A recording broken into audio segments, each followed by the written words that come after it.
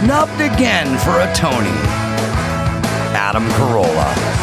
Yeah, get it on. Got to get it on. A choice we're going to mandate. Get it on. Good to see Lachlan Patterson in the studio. Thanks, Adam. Comedian, carpenter as well. Thanks, buddy. Home handyman, I'd like to say. Home handyman. I don't want to call myself a carpenter, you know? Handyman is the carpenter what chiropractor is the surgeon. For sure. It's good, but it's a lesser. Yeah. Carpenters don't like being called the handyman. Handyman, I feel like it's everything you do is temporary. Yeah, you're there with the duct tape Yeah. and the gum, and you're just going to get it running. It's like that. The mechanic rebuilds the transmission, but the handyman repairs the leak in the transmission and the radiator so you can make it to Vegas. Yeah. And then it'll take a shit once you get to Vegas. Yeah. Yeah, you always got a gas can in the back. So stand up. Stand up for dates coming up. Oxnard Levity Live. Been there, done that. Good place. Rooster T. Feathers in Sunnyvale, California. Cock-a-doodle-doo. That place figures into my journey. Sunnyvale. Well, Rooster T. Feathers. It does. Yeah. How so? I had no connections to show business, and I knew nobody anywhere growing up out here. But the only thing I knew is my grandmother knew the woman who managed or ran Rooster T. Feathers. Heather. Heather? I think it's probably Heather, yeah. Is she older? Oh, I can't say that on the air. Well, my grandmother, the one my grandmother hung with, can't be alive today. Oh, maybe. Okay, so yeah, no, she's not. She's not. She's not old.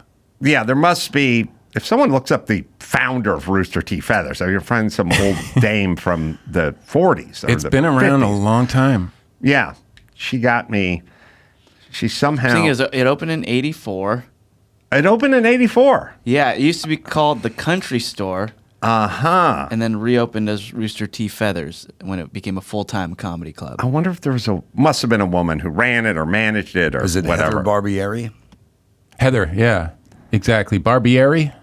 Well, There she is. all right, but this great club, great woman. This is 40 years old, so Sure. Hold on. So this woman's going to need to be in her 70s or something. Is Heather in her 70s?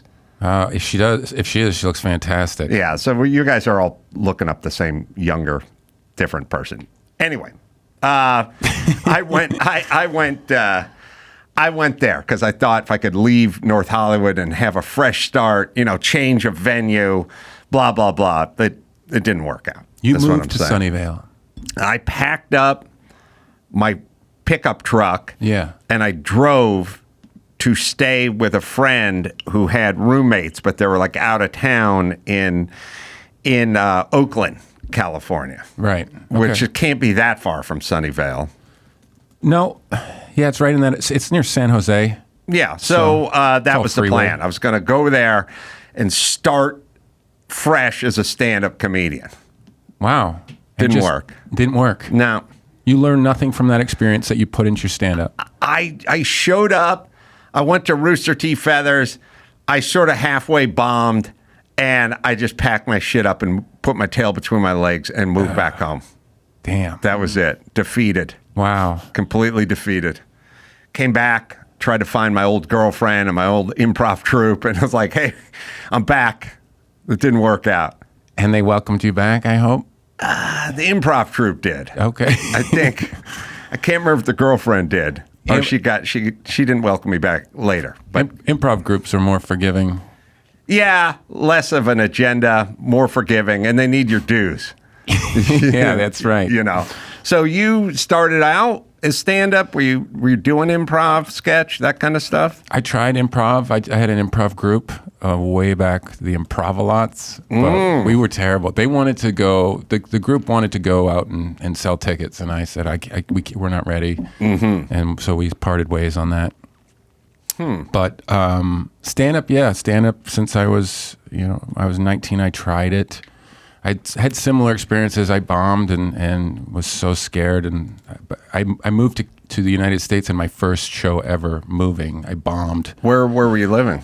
I had no residence yet. My truck was still full. And Wait, you said you moved to the United States. so crossed the border. I crossed the border and immediately did a show from Canada. that night. My first From night. Canada. From Canada. Okay, yes. that's the only part I just want to Sorry. make sure everyone I'm from Canada. knows. Yeah, I should okay. mention that. Yeah. Maybe it's Yvonne Modica or something, Yeah, who that's was what I'm saying. born in 1914. Yeah, that would have been my grandma's pal. Okay. They're probably both flappers back in the day. And that's probably who my grandmother knew from back in the day. Yeah. And I don't know if she gave her a phone call or I don't know how she knew her, but my grandmother used to run with this crowd, you know? Well, I'm seeing that a bit of club trivia is the day before the club opened. Ken Kesey rented the place from Yvonne for the last legal acid trip in the state of California. Wow. So that's history. Wow. Yeah. I didn't even know it was legal. So come here from Canada, Yeah. truck packed up. Yeah. Stopped in to a place, coincidentally, where there was a girl there that I liked and thought I'd show off that I can do stand-up. Went into the Limelight in Missoula, Montana. And that night they had a show. I knew that they had a Thursday show. And I asked them if I could do a guest spot. And I ate it. I mean, Yeah. I should have just walked out of that place, but I actually stayed the night. I shouldn't have. I should have driven through the night. Yeah. It was that bad. Yeah, well, good. We've all had them. Yeah. And I don't know. We all need them. Yeah. Calluses. I think that those the calluses you got there, I think that they did help you. It's the only time I thought about killing myself, when I was driving home over the bridge in a rainstorm. And I thought, what if I just drive off this bridge right now? Like, Yeah. wouldn't that be better? That would be your only accident. It would be my only accident. That's right. But this would have been in, God, I'll say this would be like 1990, maybe 89 or 90. So that's a million years ago. All right, we got our Nerdwalking to play. I did a lot of legwork. I did a lot of show prep over the weekend. And Right. Nice. Yeah. Also, Father's Day was good. yeah. yeah. been a lot of Where's your time. special on here? Do I have your special written down here? It's still on Tubi. I think. Uh-huh. It's called Dark White. Oh, yeah, that's right. Yeah. Also the name of his coffee table book. It also Yes. I turned it into a book. Yes. And so there's pictures, it's a coffee table book, and the pictures go with the jokes. Right, right. So you look at the picture and you listen to the album at the same time, and it makes sense. It's Book with pictures. a book with pictures, and someone who reads it to you. I'm really into books where people read them to you. Yeah, I am too, because I hate reading. Right. All right, so couple things. First, there's this Biden, and they're worried about his, if he's lost a step or two or three. And The videos are coming in the hot. videos are starting to come in hot, and everyone's circling the wagons. And it's kind of a weird... It's interesting how we work as a society, because now I hear a lot of people going, well, listen, Donald Trump's old too. He's old, Yeah. and it's like, yeah, he is. And so is Bernie Sanders, but they haven't lost it. That's Right. the difference. I'm not, it's a weird game they're playing. Like, first things first, it's sort of like if everyone just kept talking about a problem that you have. Yeah. You know what I mean? Like you, every time you got in your car, you backed into something.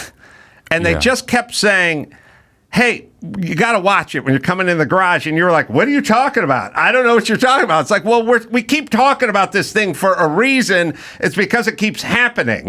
And if it didn't happen, then we wouldn't really talk about it. Like, we didn't really talk about it with other, Barack Obama was a Democratic president for 8 years. No one said anything about him losing a step or being disoriented. There was none of that conversation because it wasn't manifesting itself in any way. Right. Now, the thing that's funny is the Democrats call everyone they run against racist. They don't waver. They're kind of smart that way. Like Mitt Romney. Remember, Mitt Romney was racist. Like, everyone's a racist and misogynist. They just do that. Now, they got Trump. But what I'm saying is the other side didn't call Hillary Clinton that, and they didn't call Obama that. And they didn't call Bill Clinton that. They didn't call anybody that until they saw it, and now they're saying it. And now they're saying it doesn't exist. But I was listening to a clip of him at the Juneteenth celebration where he wasn't really making sense. Oh, no. Oh, last year's? Last year's, of course. Well, they celebrated early. 2 months ago, or a week ago. Yeah, because the actual federal holiday is this Wednesday, but they celebrated early last week. And he was doing the race hustle with the burning the books and destroying the history and we I don't know what they do in Canada. Here, we like baseball and agitating black people. Yeah. Those are sort of our pastimes. That's America's pastime. Yeah. Yeah, I love it. We got baseball and agitating black people. That's essentially what we do. Yeah, pre-Jackie Robinson, we were able to do 2 for 1. Yeah. And then he, integrated the league. But, all right, so he does this speech where he's agitating black people, which is what you would do on Juneteenth. And then at some point, he has a serious malfunction. Mm-hmm. And it's not a mispronunciation. And look, anybody can be waxing on about Ukraine and slide Mexico in by mistake. I mean, you shouldn't, but that's forgivable. Yes. You know what I'm saying? That's like a brain fart. Or a mispronunciation, or you're thinking of this guy, but you're speaking about that guy. But this is a weird, palpable that happened. And I'll show it to you. And what I told Chris to do is just loop it at the end so you could get a real feel for it. The first 15 seconds is just the speech, but you'll see him do it. Closing doors of opportunity, attacking the values of diversity, equity, and inclusion. If you can believe it, banning books about black experience in America. Black experience in America. Black experience in America. Black experience in America. Black experience in America. His whole face relaxes. Black experience in America. Yeah, he was like hit with a laser beam, like those, they have these things that now cops can do these things where they incapacitate your car by hitting it with a charge or something. Yeah. It sounds like someone took the batteries out of a toy. It's like, it pulled the plug on a jukebox with a record that was spinning. Yeah. Sunday, Monday, and then but plugged it right back in. Right. So it just got unplugged and plugged back in. It still works. Play from the start. He still works. Closing doors of opportunity, attacking the values of diversity, equity, and inclusion. If you can believe it, banning books about black experience in America. Black experience. And then he just powered so through no right one else saw that but me. The thing is, if you listen to it, it's more powerful than if you watch it. But I was watching it, and people are just like, "Oh, he's mispronouncing stuff, and he's race hustling," which is what he does. But that was something beyond. It's alarming. That was. Yeah, the sign language guy picked it up though. He just. You see, he just did this or something like that. It's fine. It's funny because they found the one black sign language guy on the planet. He's got rhythm. Well, let's see if the sign language guy. Looks like he's rapping. Books about black experience in America. Yeah. Black He does experience this in He's saying, America. forget about it. Black Just experience in America. ignore it. Black experience in America. It sounds like he turned off and turned back on. It's crazy. Jukebox 45 unplugged for a second, plug back in. 46. Now, Yeah, sorry, 46. Good job. he's not great at speaking anymore. We can all, I think, across the board, all Americans can agree he's lost his.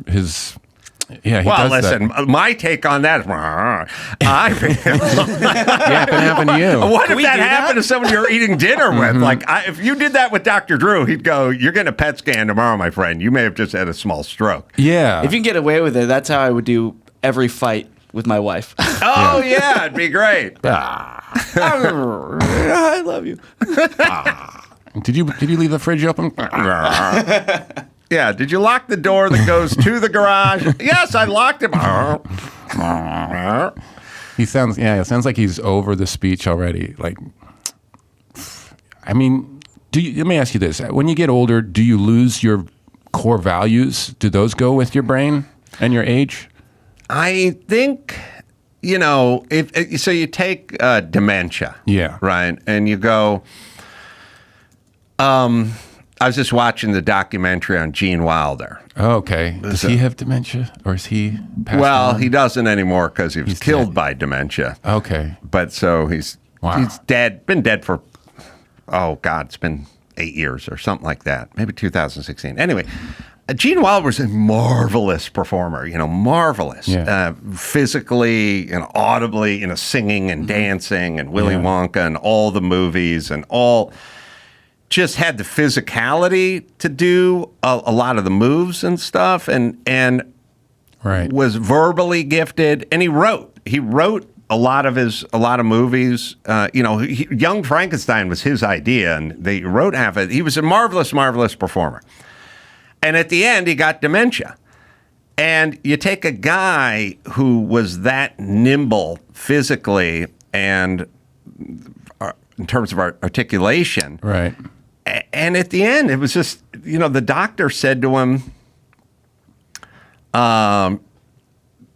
draw or point at, here's a clock, you know, point at 10:30. Make it into 10:30. Make the clock at 10:30. And he couldn't do it. Damn. And he couldn't believe he couldn't do it. He was like, I can't make this and you clock. can when you realize that. Yeah, he was like, I'm God. fucking Gene Wilder, and I can't make a clock. I can't take the small hand and the large hand. And hold on, Byron, You got it? you're a digital guy, right? No, he couldn't do it. He couldn't do it, and he couldn't believe it that he couldn't do it. But that's when they knew, like, okay, this is not good. And then at the end was, you know, he died at like 82, 83, somewhere in there. 83. He died in 2016, age 83. All right. So he died at basically Biden's sort of on pace, you know what I mean, Right. for the Gene Wilder Yeah. departure. And he was like, I got this thing, and each day's a little less, and then eventually you're in bed. Right. You know, but he would, like, you know, Mel Brooks would call him and try to jar him, you know, get him to stuff. And he said he was like doing a TV, you know, he couldn't remember Young Frankenstein. Oh. Like, he was literally being interviewed in the, you know, when he was 81 or something. And it was like, and everyone's like, that movie was his baby. Yeah. And he created that movie. So, yes, that's what happened. And that's what is happening. That's what we're watching right now. We're just all going along for the ride Right. with him, which we didn't go along for the ride for Gene Wilder because he was in Connecticut doing watercolors. Like, he was literally just sitting and painting at his home. So he wasn't making policy. Right. What do you predict if he gets reelected? Like, how long does he last? Does he last the whole term? I mean, No. I think they would just get him to tap out immediately. I think. this could be like a rebuilding for the Democratic Party, where they get the super old guy reelected. It doesn't work out, and then they have a young new hot guy. Like, look, we got someone younger now because you saw what happened last time. I think they're gonna go full Chick Hearns. Yeah. Are they? Across the There's no way no one knows what that reference They're would gonna be. need Do you youth. know the Chick Hearns reference? No, Chick Hearn's from. There you go. Okay. It's an ungettable reference. from Winning Time. He was a character in Winning Time. Right? Chick Hearns, the voice of the Lakers, Yeah. Yeah. had like an uninterrupted 50,000 games, never missed a game. Right. And that was his claim to fame. He'd done, I don't know, probably 11,000 games, Lakers games, or never missed a day of work. Right. Jello always jiggling. Got really, yep. The mustard's off the hot dog, puts him Right. in the popcorn machine, but blows the cha-cha. Classic Chick. By the way, everyone thought he was a genius because he came up with shit a 9-year-old Right. would come up with, but we loved it. We Yeah. loved to put him in the Legend. popcorn machine. All right. Chick Hearns at the end, I think it was at the end, he got very sick and he couldn't call a Lakers game, but he didn't want to interrupt his streak. So he showed up, called the tip-off, and then they helped him back to the hospital room or Okay. whatever, right? Still counts. That's Chick Hearn, but it counts. Yeah. Uninterrupted. I would argue, I don't know, you're going against the spirit of the record. We Right. need a minimum word count. But yeah, Right. Biden may go Chick Hearns. Go to basically till he goes to the hospital. Well, make it to the end of the election. Yeah. Do it and then tap out. Right. You think he just wants to beat Trump? Is that the idea? Well, he wants to beat Trump, and he's running in any Democrat, so he may go Chick Hearn. I don't know. There's this thing about being a two-termer for presidents. I know it's a big deal for them. They take it very personally when they're one-termers. So Yeah. that could probably on his mind that he's just got to get, like you said, you just got to win. It's like part legacy. But it's not really, you can't win if you don't have a plan. So he not only has to survive till being elected, he has to stand up in front of people and say, this is what I plan to do for the next 4 years, and be full of garbage. Yeah, but he can also just say it's the end of democracy and, Right. agitate more black people and Right. rather be good. All right. I literally did gumshoeing over the weekend. Oh, nice. You know what a gumshoe is? I do. It's like a detective, private detective. I didn't know if there's a Canadian, No, rift gumshoes or something. We got that word too. You got gumshoes in Canada? All right. Real gumshoe. I did some gumshoeing. I walked all the way down PCH. And as I was talking about on this show the other week, that PCH is where the sushi sushi sushi Nobu is, and then directly across the street is the McDonald's. I was at the McDonald's yesterday. On PCH? Yes. Friday. Really? Yeah. Oh, we have a question All right. for you. Now All there's right. and it's directly across the street from Nobu. Yeah. Yes. I remember in the drive-thru looking at Nobu. You can literally see. I remember being at Nobu looking at you, going, "What a loser!" You were there? I was there. My kid, I'm not paying. He wanted a Happy Meal. Anyway, go ahead. So it is funny because it is literally the most expensive restaurant in the world across the street from the cheapest restaurant in the world, right across the street. Yeah. And I started noticing that the poor people, so I come from poor people. Yeah. Right. And the poor people I come from, I noticed were super fucking lazy, like to blame everyone but themselves, were kind of slovenly, and didn't do shit for other people. But I come from like poor people hippies, so they were always tearing down rich people, Right. when really they were the problem. Right. They were the one. My mother would tell me all the time, the rich people don't pay taxes. I'm like, bitch, they pay some taxes. You don't pay shit. Like, you Right. don't pay anything. So why are you bitching about the people actually keeping the lights on? But I realized what it is they had to go after rich people because of their own deficits, which is essentially, think about this concept. Yeah. Everyone in my family is basically a loser, right? If you live in the land of opportunity and you're a loser, you got two choices. You can either admit you're a loser because you live in the land of opportunity, or you have to attack the land of opportunity by saying, oh, the playing field isn't level, it's rich guy, white guy, who you know, daddy's money. So you got to make a theme for why the land of opportunity is not the land of opportunity, because why are you languishing in the land of opportunity? It's because you're fucking lazy. Right. That's why. But that doesn't make sense to them. Well, it makes sense, but they don't really want to. Admit it. They don't want to internalize that. Right. They like to deflect. They like to do a little deflecting. Yeah. So they do Feels that. better. Yeah. So anyway, poor people are horrible. Right. They're horrible. They do all the crime. They do all. Who does all the littering? Who Right. does? You think rich people litter? I've never seen a rich guy litter. I have not found a monocle on the sidewalk. That's right. I'm done with this monocle, and Right. I'm done with these spats. Yeah. I've worn through these spats. Screw these AirPods. Yeah. No, Rich. I could never get all the poor Mexicans I work construction with. I could never get them to recycle. I would just tell them, like, when you're done with the Coke can, just throw it in the blue can. Just The put same it in amount the of blue effort. one. It's the same one. Nope, next day it'd just be piled in. I just go, don't do it. Just put it in the blue can. Because they have problems. Right. And the recycling's like, yeah, that's a first world The problem. environment's it's too big to fathom. They have much more important problems. They have real boots on the grounds kind of problem. I've read That's somewhere that interesting. Judd Apatow actually posed this question to you a while ago. Is it possible for a generation to truly care about a future generation?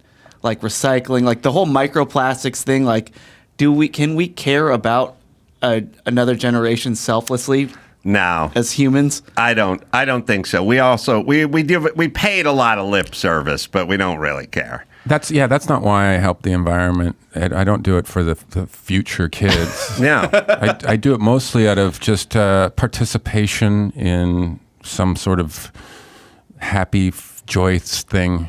Like, it sounds very wonderful, a world where there's no garbage. Yeah. So you want to still be able to see this world that you're Yeah, they working usually towards. make it seem really nice when the whales are happy in the nature movies. You know, when they show the litter, but then they show the cleanup crew. It kind of makes me happy. So, yeah, the green bin gets, depending on where you are, you put the leaves in the one, and you put I agree. I do all that of course myself. But I started realizing that poor people were evil and the cause of all the problems in this society. and I don't need a lot. Listen, I'm like a chick who we're going on a first date. Yeah. And I tell you, I'm going to go in the bathroom and just freshen up, and you wait in the living room, and I'll be right there, and we'll go to the restaurant. And as I go into the bathroom, I see through the mirror, you're sitting on the sofa, and my cat walked up to you, and you just kicked it. Wow. That's all I need to know about this date. Okay. See, it's over. Right. I know who you are. Right. Yeah. It doesn't matter what your rap is. I saw what you Right. did when you thought no one was looking, and I saw what you did. We're gonna bang once and then we're done. We're done. Yeah.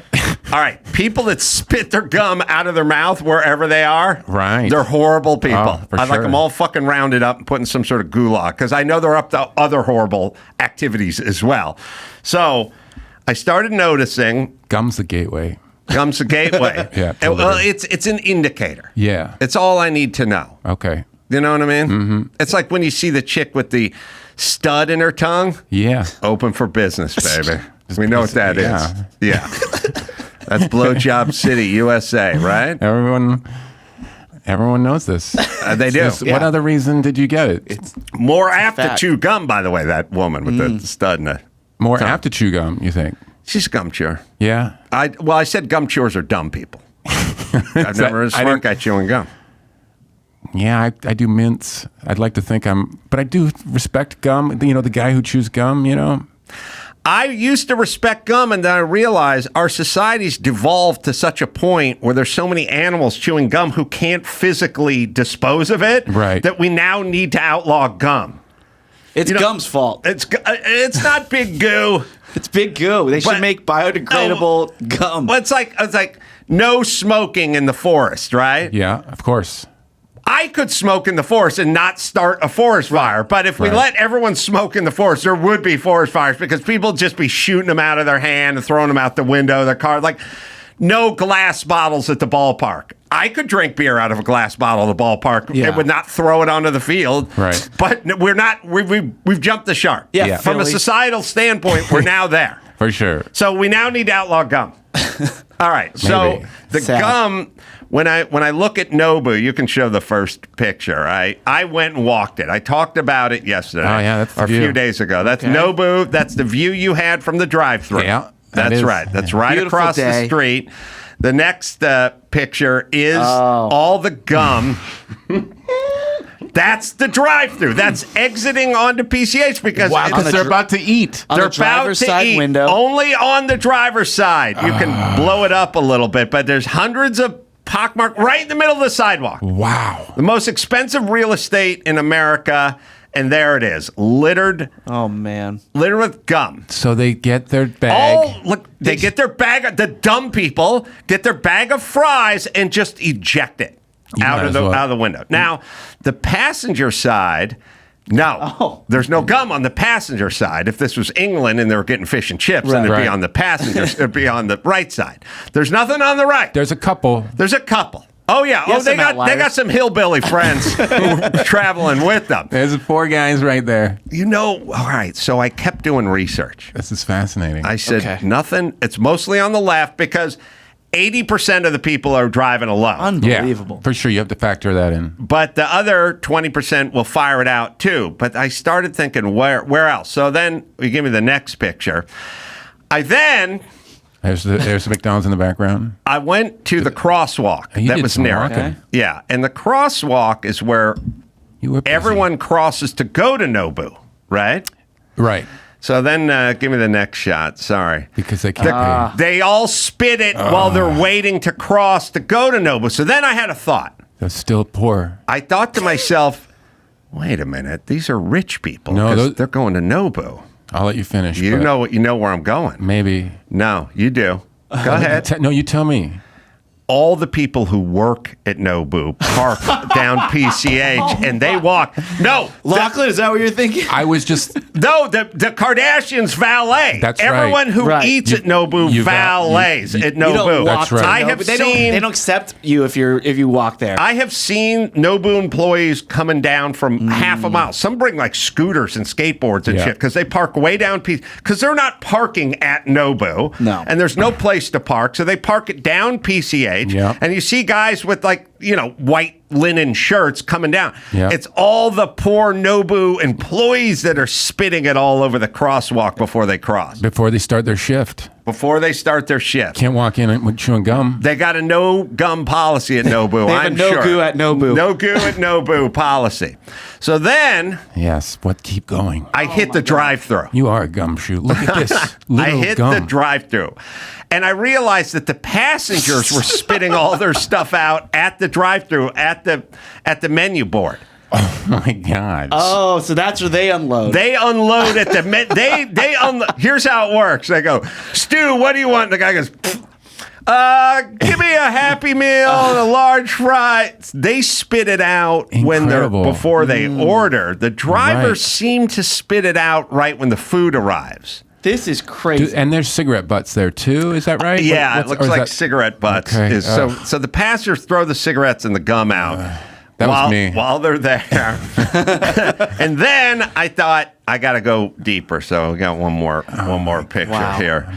I'm getting angry. You should hate poor people like I do. Is there one more, Byron? I think there's one He says more. that's it. Oh no, you highlighted.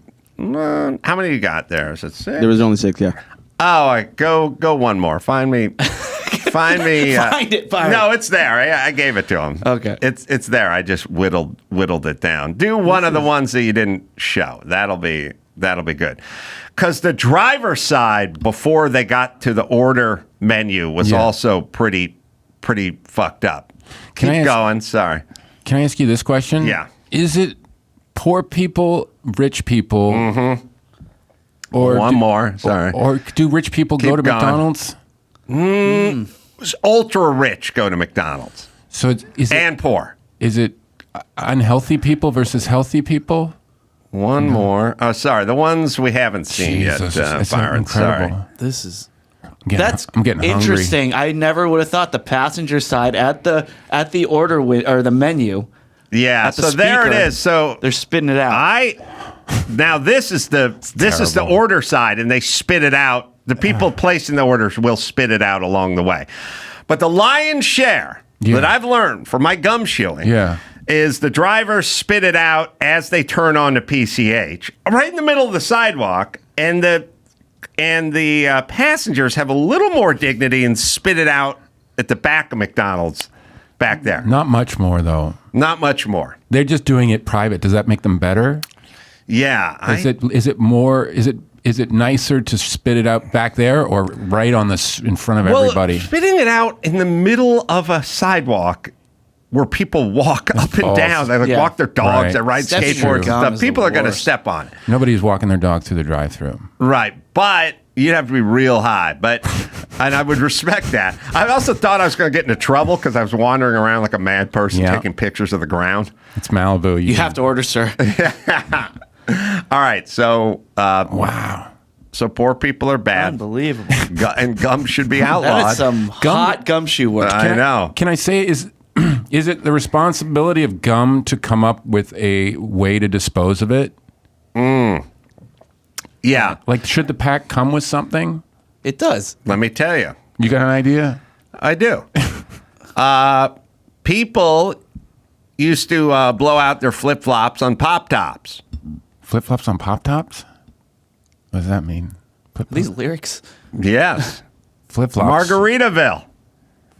Didn't he blow out his flip-flop? Step on a pop-top. Doesn't get confirmed. Come on, people. Yeah. Follow along. Did you know They that? have Buffett, Jimmy Buffett in Canada. I Mike did not picked know it that, up. Lachlan. Okay, so flip-flop meaning your shoe. On what's a pop-top? That's That's, bottle where, cap? A bottle that's cap? where I'm heading. All right. There it is. My flip-flop bottle cap. stepped on a pop top. No, yes, but here's the deal. Rest in peace, Jimmy. Beer cans until 1976. Rip it, throw it. Rip it, throw it away. Throw that rip top away, right? That blade. Yeah, and people would make hats out of those and gowns and jerseys, and they would weave them all together. Ever see like a 70s hat made out of pop-top things? So it wasn't the pop-top, but it's the beer tab. Yeah. And soda. Same. Right. I would say like 1975, 1976. And at some point, somebody said, this is a mess. Jimmy Buffett could lose another flip-flop. We got to figure out a way to contain this. So they did the dip down part of the can, tab, which just takes the dusty, shitty part and dips it into the beer or the soda and then pulls the thing back out, and then you drink through it. But they addressed it. There it is. They Yeah, addressed it. Was all it. built in after It was that. all built in because there was a problem. So we can't do that with gum. We can't make a hat out of gum Well, or like a dress. no, I wasn't being clear. I'm sorry. We cannot force people to dispose of it correctly. Right. Now, what we should do Yeah. is at least do what the cigarette companies do, where they show pictures of black lungs and cancer yeah. and disease. You know, we should show pictures of kids getting their shoes stuck on your gum and all the stuff. Then we need some enforcement like message out there, like a $200 fine, anybody who, whatever, and then print it like cigarette packs, half the pack as a warning label. That gum should be dispose your shit or you will be fined. Here's a piece of foil that you can put it back on or save the foil. Yeah. Like we need a educational push I agree. for gum. People need to see pictures like that onto it. A picture like that, and then pictures of what you look like when you're spitting gum. And, Yeah. all the stuff they put on the cigarettes. I agree. It's, Yeah. I don't know. Why don't they just make gum that you can swallow? We went to the moon. They wouldn't do it. No chick I've ever been with, but I mean, anyway. Next.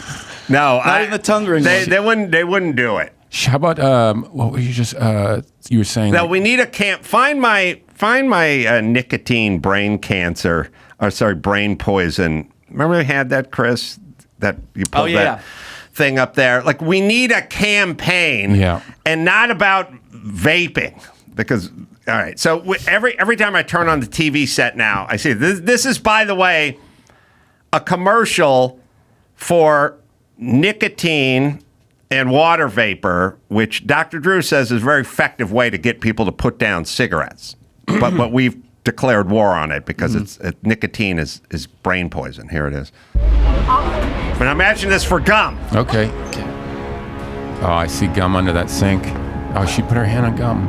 Kids passed out. Oh, Okay, all right. What kind of meeting? Said I don't want to talk about. oh wait. Well, gum. Trey, Very what are you agitated doing? teens here. Hey. Yes. Hey. Oh, Yeah. threw the remote at the TV and broke I mean, it. same kind of effort, you know. Slamming locker Get doors, out of my room. Get out. fighting with mom. Is this your gum? I didn't say anything. Yes, you did. No, you Did you put gum under my desk? This is from nicotine, by the way. Wow. She's got a headache. It's vaping. It's brain poison. We're so weird. Everyone just think food pyramid. Think food pyramid. Nicotine equals irritability, headaches, learning difficulties, anxiety, mood swings. I have all of those. Brain poison. Brain poison. All right. It's inert. It's not brain poison. It's like saying caffeine is brain poison. Right. All right. So they're lying. By the way, But why? well, To protect kids. they lie the same way they did with COVID, which is they want you to do something, so they feel it's okay to lie about it. Listen, 53,000 Americans died of secondhand smoke, according to these people 10 years ago or 20 years ago. Nobody dies of secondhand smoke. Nobody. It's undocumented. It doesn't exist. They lied the entire time to get you to stop smoking, which is fine to say smoking is bad, but you're not allowed to lie about everything, because then when you lie, you do damage, which is a lot of people are smoking, should be vaping, number one. Number two, we lose faith in you. Mm-hmm. Didn't that just happen to us? We just went through it with COVID. They lied about everything, and then we went, I don't know. I'm not listening when the CDC says something next. I tend not to believe them as much. They roll on to the next lie. That's it. This is a major campaign. It's costing tons of money, and we're paying for it. And my point is, let's do that for gum. You could make a scary gum commercial. Oh. You ever get gum in your hair? Oh, you get gum in your hair. Bro. Wow, I you had got the wrong hair for gum. I was at a party, at a fashion show party. Like, I got invited to this thing, and I just felt, in a shoulder-to-shoulder packed room, I just felt this on my head, and I put my hand there, and it was a massive piece of gum, and it was... Somebody did that to you? Yeah, and it was just locked in. Oh. I could not move it.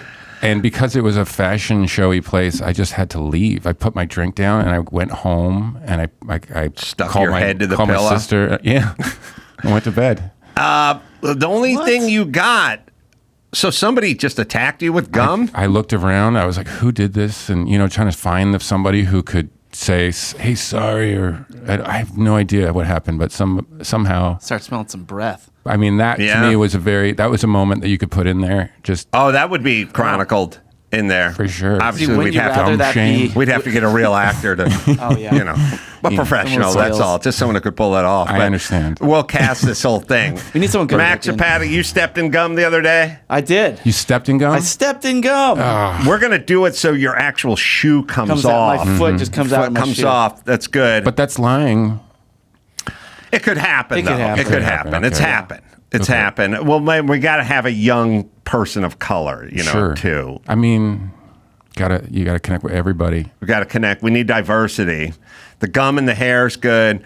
The only way to get the gum out is to either cut it out, or liquid nitrogen. Oh, really? I thought it was like peanut butter. Is that just I did peanut butter. Peanut butter worked. You did? Did that work? It did work. In your hair? Mm-hmm. Peanut butter was amazing. I went in the shower and I just got a jar of Skippy and just started rubbing it in there, and it just came out. Really? But it was like when I was at that party and I pulled it had just attached like an octopus.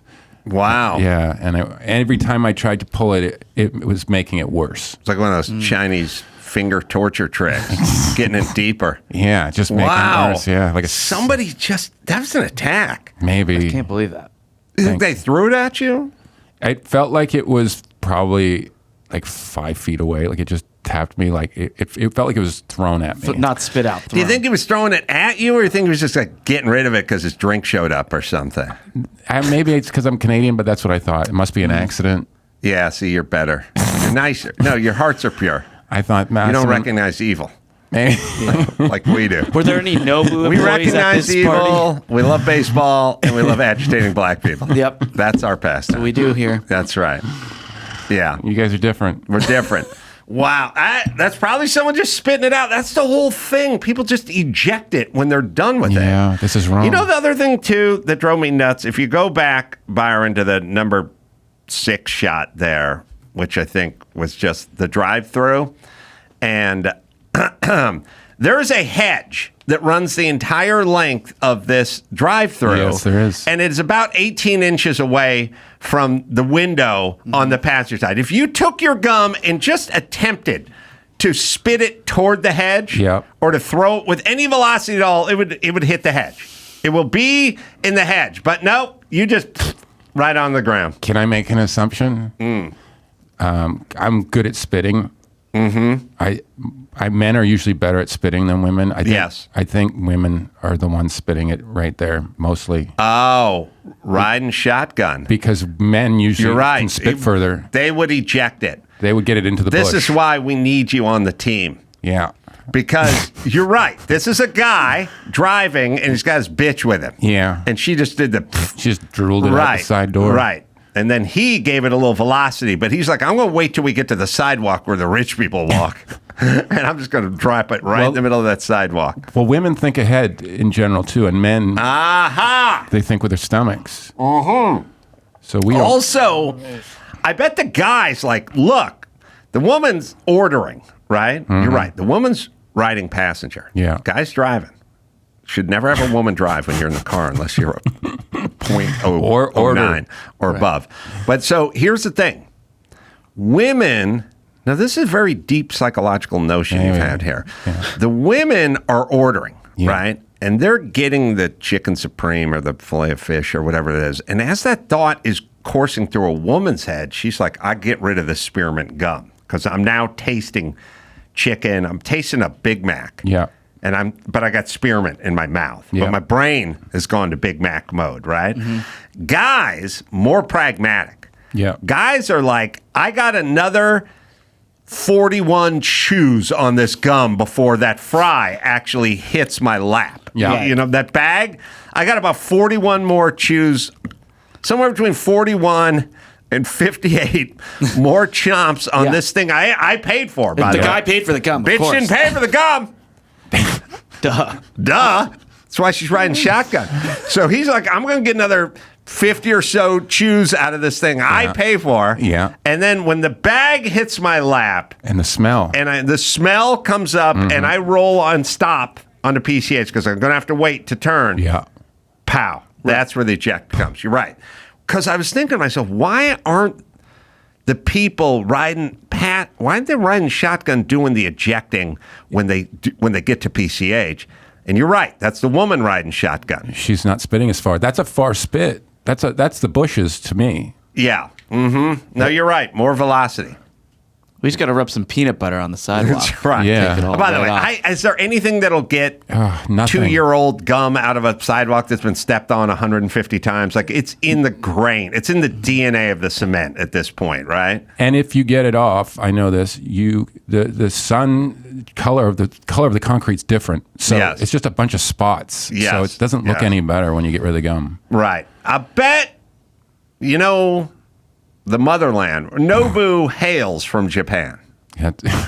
I bet if you went to Japan and you went to the McDonald's across the street from the Nobu, no goddamn gum. None. Dishonor. They're better than us. They are. They're better than us. We all Americans, you're worse than Japanese, right? Oh, we know. Okay, good. Yeah. Yeah. But you guys figured that. Canadians are under us. So where are you compared to the Japanese? I don't know where we are. We don't talk about it. All right. Let's take a break. We got our nerd walk. We got a construction nerd walk to do. And we'll do that right after this. Doomberg, the #1 financial newsletter on Substack. Concise, entertaining, and provocative articles on energy, finance, and geopolitics. More than 230,000 subscribers. 6 to 8 articles a month. I just read Be Like Ike. And it's interesting to see how President Eisenhower influences today's U.S. nuclear industry. It's a good read. You'll be smarter for it. And I couldn't have read about this anywhere else. So visit doomberg.com/Adam. Enter your email. You'll get previews of all the other articles and 5 free articles in a welcome email and get a flavor for what Doomberg is all about. That's doomberg.com/Adam. Shopify. Well, Kimmel and I made a pretty good team back in the day. Wonder what happened to that guy? I don't know. I think he's doing radio in Dade County. I can't remember. Anyway, I'd call him, but I don't want him to ask for money. The perfect duo for growing your business. Yeah, that's you and Shopify. That's right. The global commerce platform that helps you sell at every stage of your business. Whether you're selling scented soap or offering outdoor outfits, Shopify, all-in-one e-commerce platform and in-person POS system has you covered. Turn browsers into buyers with the internet's best converting checkout and sell more with less effort thanks to AI-powered Shopify magic. Shopify powers 10% of all e-commerce in the U.S. That's a lot. Businesses that grow, well, they grow with Shopify, right, Dawson? Sign up for a $1 per month trial period at shopify.com/Carolla, all lowercase. Go to shopify.com/Carolla now to grow your business, no matter what stage you're in. Shopify.com/Carolla. I feel myself getting old. I'm leaving reviews. I think that's young people, you just read them, but I'll come home late at night. I'm like, I'm gonna leave a review for a few things that I did today. Give back. How about 3-star reviews? Where do you get the energy to write a 3-star review? Where do you get the inspiration to come home after dinner and turn on your computer? Your wife's climbing into bed, you're like, hang on a second. Would you let it go? No, people need to know.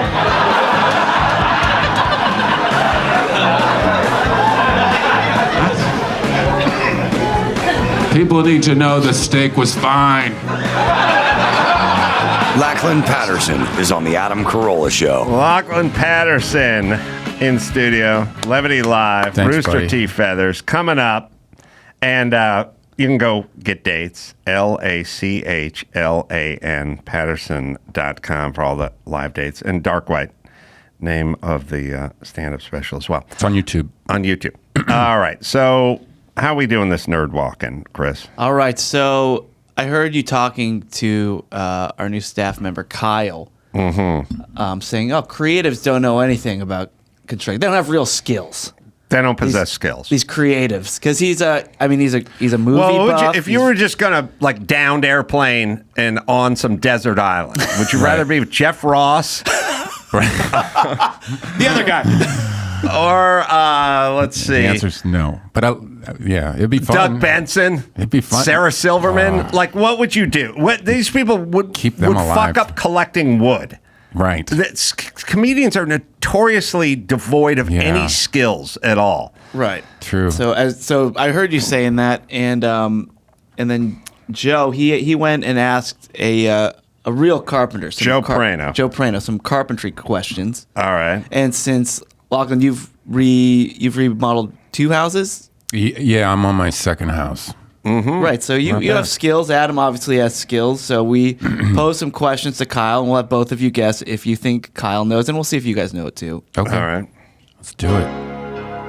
Nerdwalking. Nerds! We're asking nerds if they know what guys who aren't dorks should know. They are all virgins. It's time for nerd walking, 'cause you are nerds. La la la la la la la. All right, so here's a video. All Hi, right. I'm Kyle Bruhl. I'm an assistant here at the Adam Carolla Show. Kyle, are you handy at all? Absolutely not. Would you describe yourself as a nerd?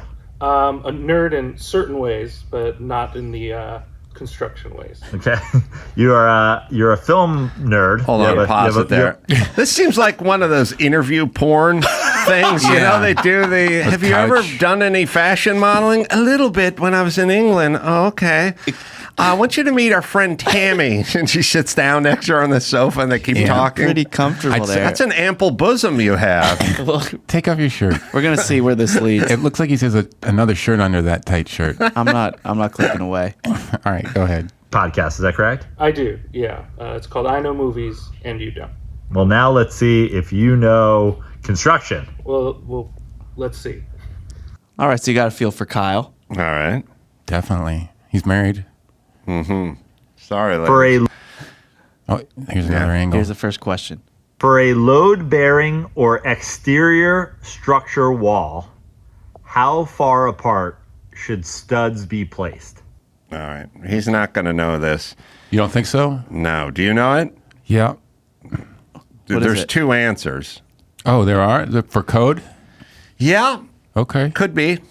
Yeah, one is one is 80%. The others use 20% of the time.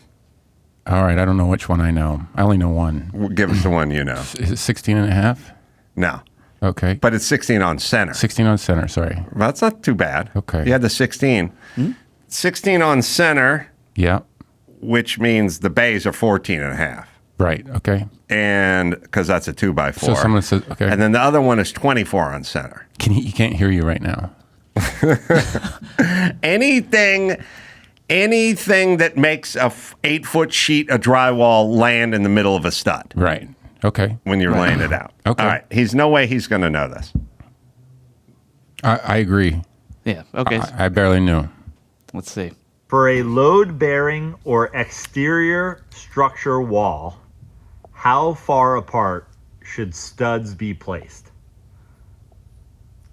I would say He already doesn't know. 2 feet. Well, so I know what you're going to say, Adam. 24 on center. And now it's not a 2-foot bay.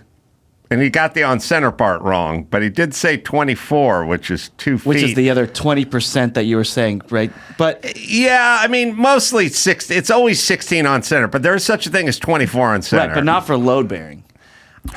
If you stepped up your lumberage size, like you went with a, maybe 2x6 or 4x material or something, there's a version where you could do 24 on center, but it wouldn't be 2x4s.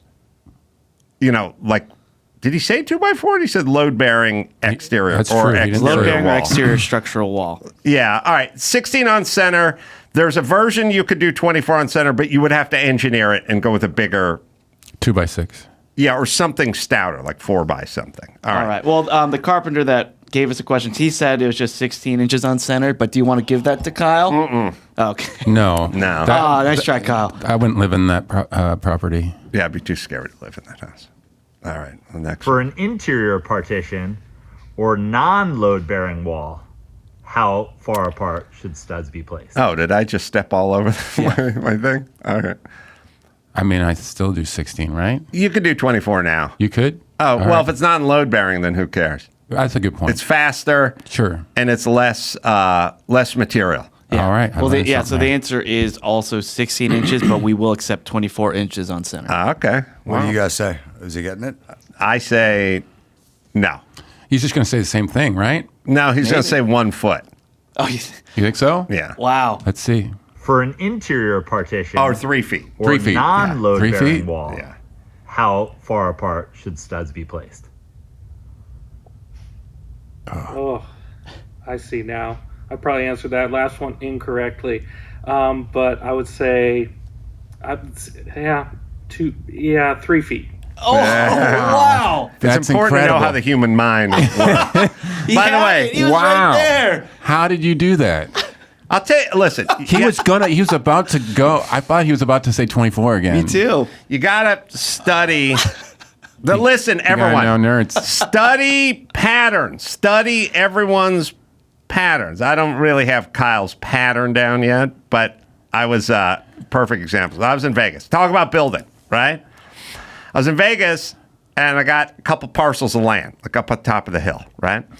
And we're going to meet the architect there, and the engineer, and the realtor, Trish. Yeah. And there's a gate code, and the gate opens. There's no real development, but there's still a gate. And then the gate opens, and you drive about 300 or 400 yards up a hill, a dirt lot. There's a kind of dirt hill at a certain point, and it's 107 degrees outside. Sounds So lovely. Sounds like a great place. Nobody wants to. We all want to get through the gate. Right. Right.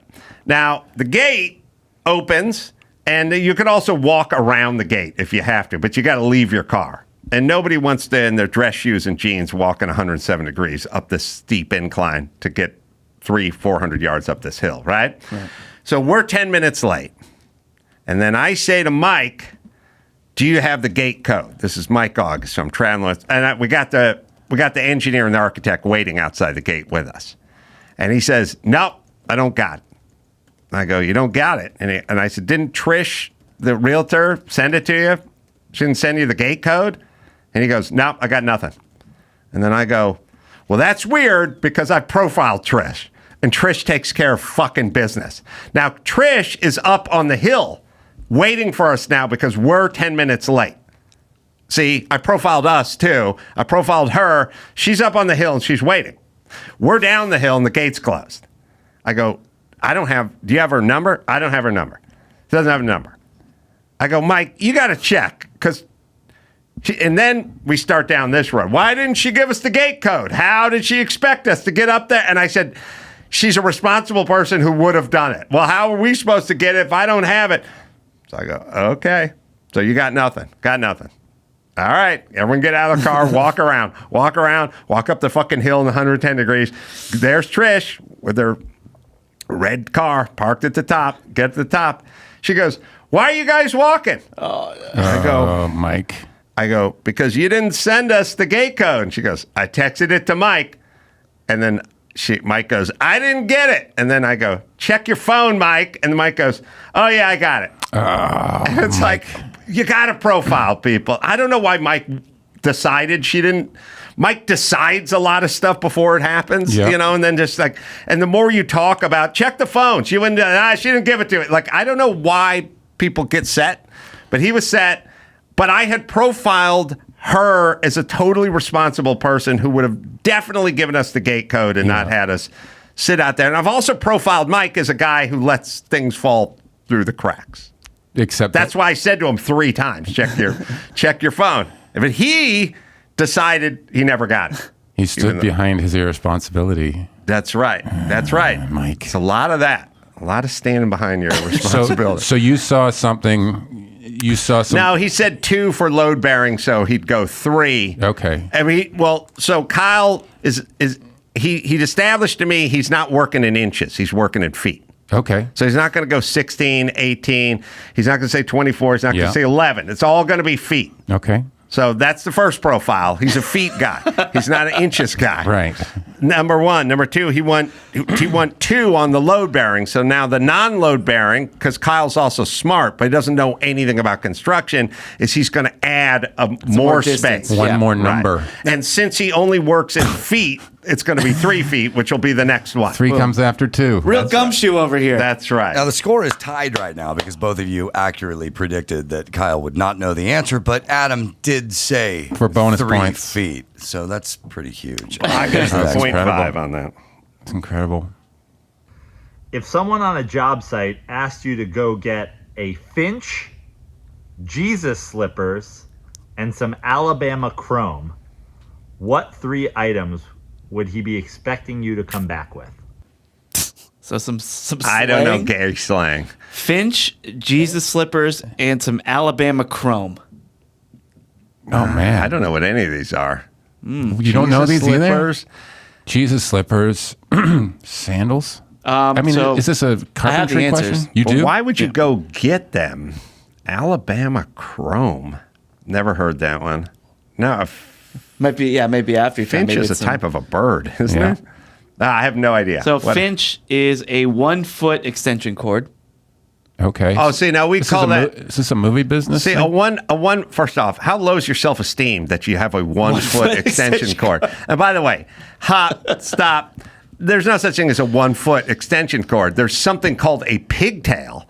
And the pigtail's an adapter, which would get it from a twist lock to like a 3-prong one that would be a foot long. But we're talking about adapters. There's no extension cord. Who would imagine being the inventor of the 1-foot extension cord. For when you just need a foot. Yeah. Yeah, you like I can get to the vacuum right just a foot away from the door, the front door, and it stops right there. I know, but I still have to keep it tight. Yeah. So Finch is a 1-foot extension cord. That's weird. Jesus slippers. Who's calling it an extension cord? We don't. We call it Finch. Is that guy calling it? He did, yes. He's saying adapter. It's a pigtail. Pigtail.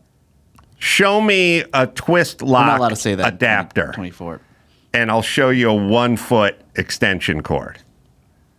Sorry. No, it's weird. While we're looking at that up, Jesus slippers are actually knee pads.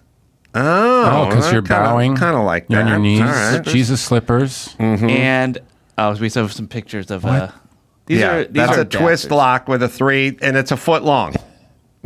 Is that for the back of the dryer or what? Is that certain cords? There's twist lock there's certain kinds of male and female, whatever, and the twist lock is a 3-prong, used in more heavier, dutier settings, not like Home Depot. Right. Not the shit you do. No. Real stuff, you know what I mean? Where guys have to be good, That's it. 10 years from now, it still needs to be working. If you wanted to, if you were framing like a motherfucker and you just had your framing with your high points all the time, you might put a twist lock end on it so that you could take a heavy duty, long, big gauge cord, twist it off, and then go climb up the rafters and move it without it pulling out or whatever. See what I'm saying? Yeah. So I don't use Jesus slippers either. No. I never needed them so far. I'll do a little Jesus juice every once in a while if I'm with a young friend, and I just want him to kind of loosen up a little bit. What's Jesus juice? Michael Jackson, I think, coined the phrase. Oh, okay, booze. And the Alabama Chrome is... If I was in Tiburon and I wanted to patch up a duct, I would use some Alabama Chrome. Oh, it's metal duct tape. It's duct tape. Oh, okay. Duct tape. Duct tape. Alabama Chrome. I like that. Okay. Yeah, but that's not duct tape. That's metal tape. Oh, then it's just duct tape. Sorry. Oh, okay. It's just duct tape. Okay. Alabama Chrome is duct tape. Oh, Alabama Chrome. Oh, okay. So we're making fun of people from Alabama. Because they're not handy. The most insulting is the porta potty. As long as we're making fun of cultures like Alabama, the porta potties on the job sites I work on had a sign that said Mexican space shuttle. No. I always loved it. But that's kind of like what we're doing to the Alabamans. Yeah. Right. So let's see if Kyle knows it. I'm guessing. 0 for 3. Yeah. Okay. Kyle, let's get some redemption, buddy. Is that some 5'10" behind him? If someone on a job site asks you to 6'10". go get a Finch, Jesus slippers, and some Alabama Chrome, what 3 items would he be expecting you to come back with? A Finch, I would say that's probably some kind of hand tool. He's trying. Maybe it's a kind of wrench. What was the other 2? Jesus slippers. Jesus slippers. Maybe something to cover something, or cover your maybe gloves. Oh, gloves. An Alabama Chrome. An Alabama Chrome. Maybe a hammer. Take off your shirt. Yeah, I wish each video he would have one less piece of clothing. That'd be nice. All right. 0 for 3? 0 for 3. Let's try another one. What is the framing member of a roof called? Oh, it's over. All right. Member? There could be a few one of these here. Now, okay. He's talking about a rafter. Okay. Yeah. You were going to say joist. I was going to say beam. No. Okay. He's looking for rafter. Okay. But I would accept ridge rafter. Right. I would accept possibly a purlin. He's not going to get that. Yeah. A purlin. Got to look up purlin, but I would accept. Purlin sounds like a fancy rafter. I will accept joist. Joist for floors. No. Here's the question, Mr. Al. You're guessing what he's going to get, or you're guessing what it is called? Well, I'm going through acceptable answers. Okay, sure. Okay, so a roof has rafters. Yes. And then the ceiling of the house is joists. So when you're standing in the living room, you look up, you look at the ceiling. Those are the joists. But above that, the attic, those are the rafters. But if you have a flat roof, then the joist and the rafters are the same piece of wood. Joist is flat. Is horizontal, you're saying? I'm saying people say ceiling joist, floor joist. Okay. Yeah, and rafters would go above it. But lots of shitty houses in the San Fernando Valley have a flat roof, right? Which means the joist and the rafters the same. Oh, sorry, I didn't mean to put a pejorative there. It's okay. But so is that thing above your head, is that a roof rafter or a roof joist? See what I'm saying? Right. Yeah. Because it's performing the same function as a rafter. Yeah. But it's also a joist. So you're giving Kyle a lot of options. I will accept rafter. I will accept ridge rafter. which is the one that runs along the top that the other ones go to. I'm looking at him right now through the window just to. I will accept Joyce, and Perlin will try to figure out in a second. Perlin. It's incredible. Are you saying he's going to get it? No, absolutely not. Okay. I'm going to say he is. Well, wait a second. Let's hear it. Let's hear it posed once again, because they'd say there is a lot of like back to Chick Hearn's. Yeah. You know, Kareem Abdul-Jabbar's jersey is hanging from the rafters. That's right, rafters. He could get rafters. He does. It's not necessarily a carpentry thing. Some people just know that. There's hanging from the rafters. From the rafters. Let's hear it one more time. What is the framing member of a roof called? No. Member's got him confused. He's thinking boy band. See him look up to the left? Yeah. What does that mean? Look that up. What does that mean when they look up to the left? He's a gum spitter. I don't like this kid. I agree. I don't think he gets it, but I think it's within his ability. You're saying he has the potential to get it. But he just from the video, I don't think so. But he looked up. He could have looked up at a roof rafter. Oh, like he was looking at the rafters? Oh. Yeah. Hanging from the rafters, swinging from the rafters. Have a real Slumdog Millionaire moment in real time. But he said, see, framing member is too confusing. All right, let's just. That's true. Do we have one more after this? I mean, we have a lot. So okay, I say no. You say no? I see what you're doing. I'll say no, too, to keep it tied. What is the framing member of a roof called? Framing Yeah, he's repeating it. of a roof. Giving himself time. I can't say I don't know, so I'm just going to say, I don't know, a shingle. Shingle. Don't frame your roof with a shingle. You're gonna need a lot of shingles. Oh, man. That is... It's maybe a misinterpretation of the question, framing member. Yeah. You know, it's a framing material add-on. You would be the worst Amish person in the world, Kyle. Do you realize the Amish would fucking say, you know what? We normally don't let people Uber, but in this case, if you take a one-way Uber out of Pennsylvania, the elders have all chipped in. The elders have chipped in. Now we want to put one of those triangle reflectors on the back of the Uber, but the elders have chipped in. We got a barn raising coming up this weekend. You can no longer. First off, you can't raise a barn and you can't make potato salad either. So you're out. You're just going to be the one sitting on the fucking coffee table, sitting down at the picnic table, waiting to eat. But I feel like you would be immediately thrown out of the Amish community. Rafter's a big part of the Amish people. Yeah. If you cannot figure out framing, you can't be Amish because that's all they do. Yeah. All they do is frame. They just build. All right. We're tied up. We'll do one more. Okay. And we'll just pick opposite of whatever it is. Amish furniture. Different sizes of nails are referred to by a penny number. For example, 4 penny nails, 8 penny nails, etc. Why is that? Oh, listen, you guys didn't give this kid a chance. All right, so penny, like the most common nail, the only nails we would work with is an 8 penny or 16 penny. 16 is for framing. Is it the thickness?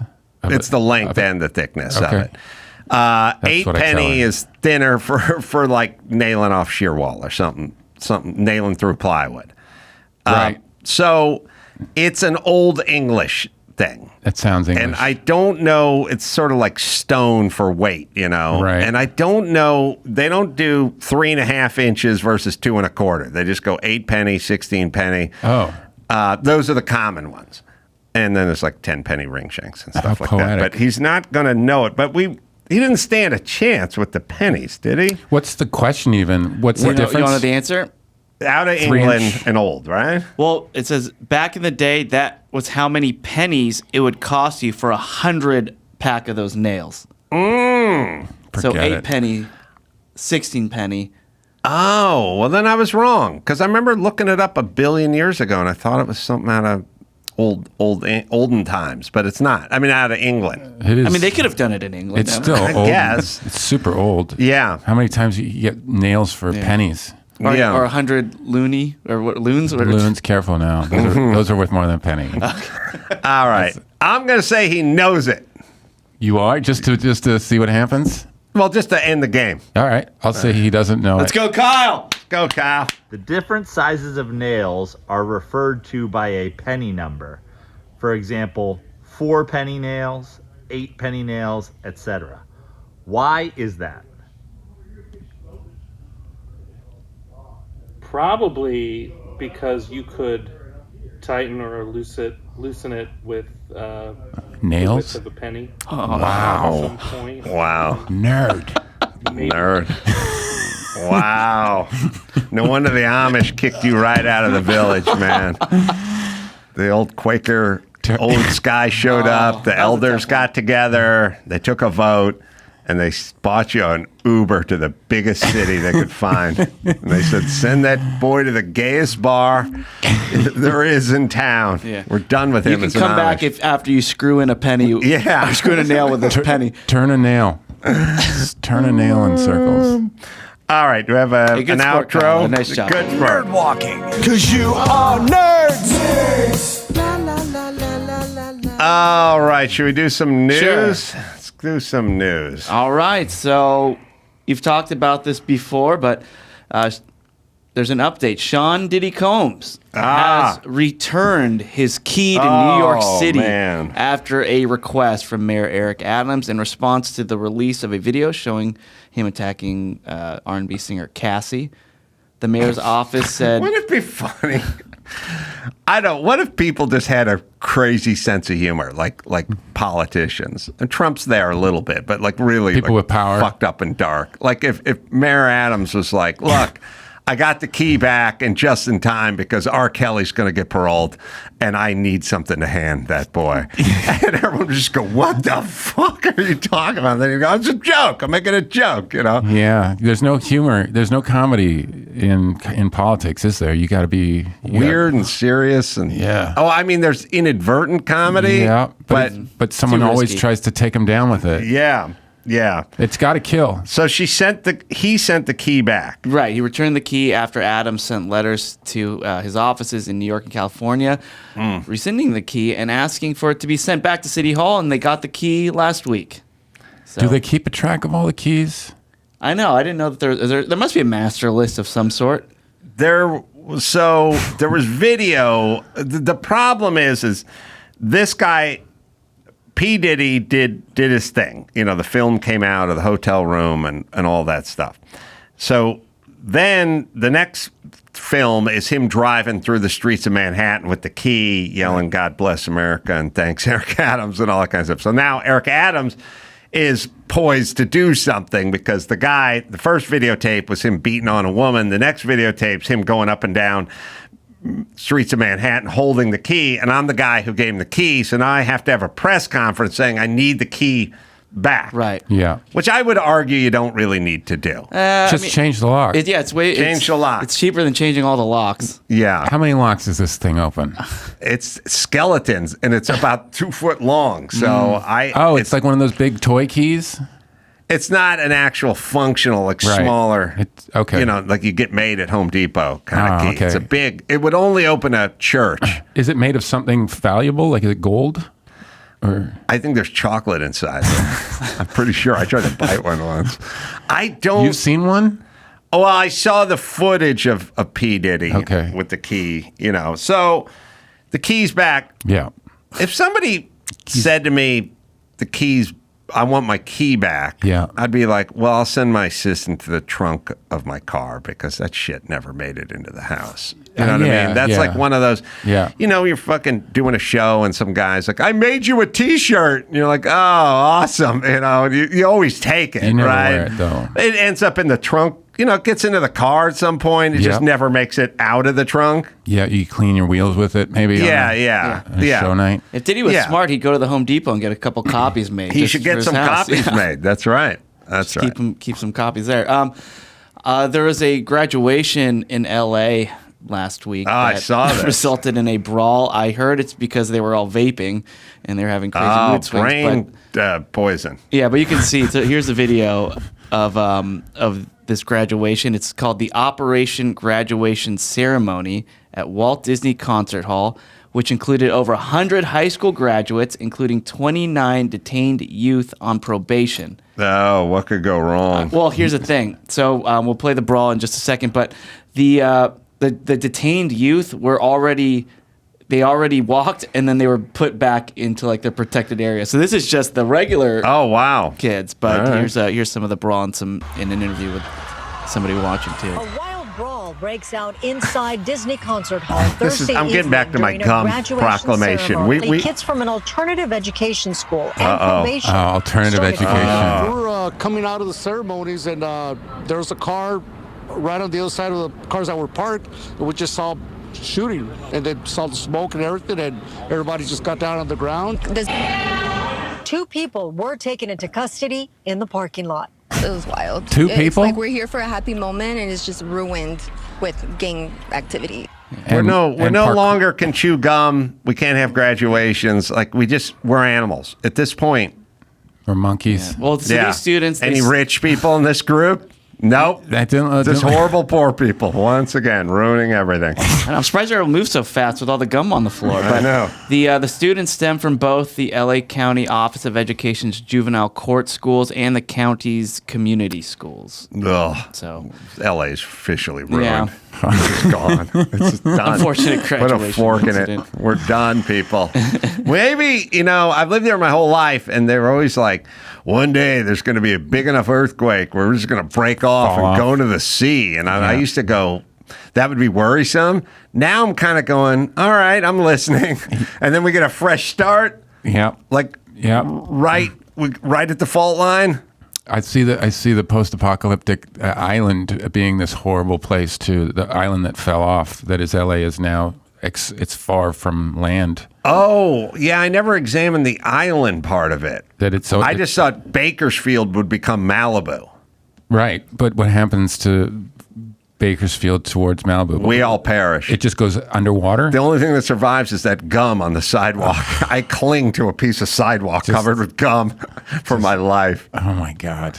While G-Wagons float by. So there's this new phenomenon on TikTok called time blindness. Well, it's getting coverage on TikTok, but it's supposedly, according to a few doctors, it's a real thing.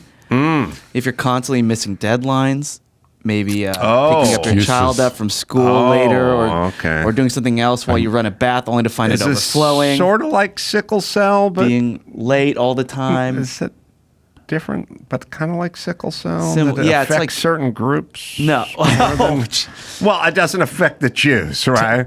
Well, look, there's certain diseases that affect certain groups. Yeah. Yeah, I have. Like Ashkenazi Jews get this, and black people get sickle cell. Like it can affect, right? I get sweaty feet. Sweaty feet? It's part of my people. Yeah. My family. Yeah, that's what I'm saying. Certain groups have certain things. Right. So maybe this. Here's a viral video on TikTok that is from a certain white girl. Yeah, so it's surprising. Oh, she's faking it. What's the disease called again? Time blindness. All right. It's if you occasionally lose track of time, don't necessarily have a good grasp of. You're just late everywhere. Yeah, possibly. But here's her complaining about an interview she had. So I'm applying to go somewhere, and I just wanted to know, are there accommodations for people who struggle with time blindness and being on time, And then the person I was with interrupted and acted like I was asking something else. And then when we were done, they actually started yelling at me and saying that accommodations for time blindness doesn't exist. And if you struggle with being on time, you'll never be able to get a job. Provided you're trying your absolute best to be there. And then they're like, your stupid generation wants to destroy the workplace. And yeah, I think that a culture where workers are just cut off because they struggle with being on time, when there's other solutions that we can look to, I think that just anybody who thinks it's okay to just treat people like that, yeah, that culture needs to be dismantled. Is she in the bathroom? Unclear. But so there are a lot of people online saying that time blindness is not a thing. And well, here's the thing. Everyone who is really bad at life would like a syndrome attached to it. Sure. You know what I mean? Yeah, we went through this with Epstein-Barr virus and chronic fatigue. These are just depressed people that are super lazy Diabetes. and unmotivated. And so Yeah. it's always good to ascribe a disease to your sort of state, which is if it's negative. There's the negative state gets something. And so then once we started putting everyone on the spectrum and we opened everyone has Asperger's, like everybody who I close my eyes when I'm trying to concentrate. I'm trying to listen to something. I close my eyes, But it's, you have Asperger's. It's like, no, I just concentrate better. Well, then you're on the spectrum. It's like, all right, everyone's on the spectrum of something. This is inconsiderate people who are unorganized and late and choose to then say they suffer from something that doesn't exist. Here's the experiment. Are you ready? Go. Is everyone ready for the experiment? Okay. I spoke about Gene Wilder and his dementia. Yeah. If I said to Gene Wilder when he was in the throes of dementia, when he was like 82 and a half years old, Gene, if you can get your shit together for 1 week, like don't misspeak, remember people's names, have a good recall, I'll give you $100,000 cash. He'd go, he would forget the conversation that we had 30 seconds earlier about giving him $100,000. If I said to this bitch, don't be late for 1 week, boom, syndrome out the window. Yeah. I'll give you $5,000. She'd stop doing drugs. I'll give you $5,000 cash if you cannot be late for the month of July. Right. You get a job at the end of July, I will give you $5,000 cash, bitch. Guess who wouldn't be late? So let me explain how syndromes go, whether it's shingles or dementia. Yeah. Someone can't offer you a cash reward and it immediately goes away. She would immediately be cured. And so would everybody who suffers from their time-lapse illness. All they have to do is give them 10 grand and it would go away, which then means you could do it if you wanted. Yeah. So fuck right off. Yeah, I really doubt any rich people have that disease. No, they don't. This is poor people. Right. We're angry. She's a gum spitter.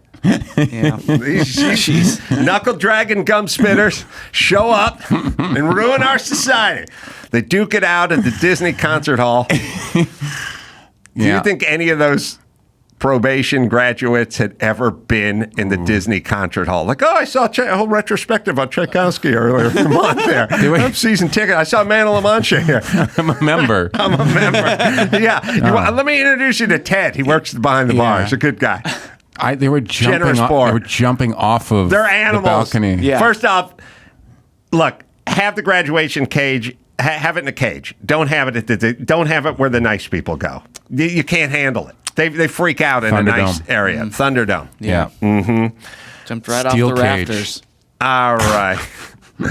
All right. I guess is in the waiting room. Yeah. All right. Let's do that. Are you going to hang around, or are we swapping out? I could use a restroom break. Oh, use a restroom break. Yeah. Okay. All right. Let me tell people. Oh, well, no. Well, where are we going to do this? I'll just talk to Batya, right? Yeah. Yeah. All right. So you're excused. Let me spell it out. Lachlan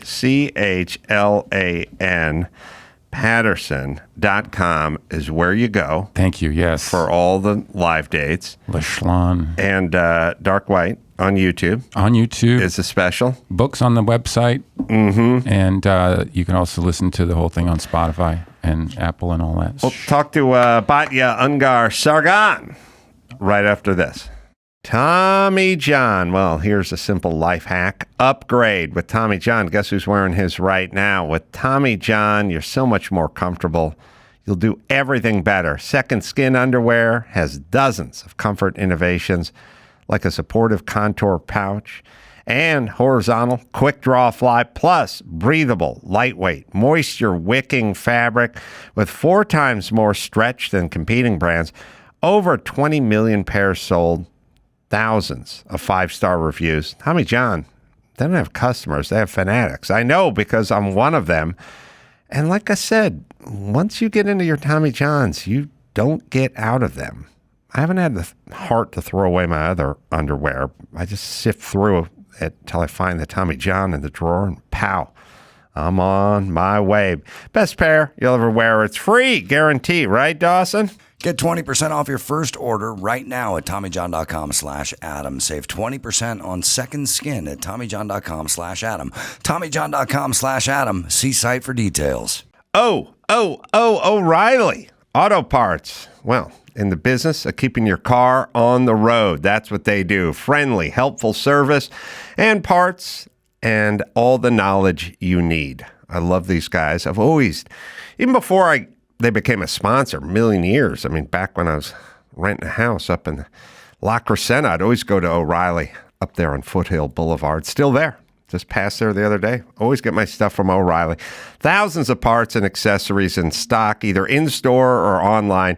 Check engine light. Is that on? Well, don't ignore it.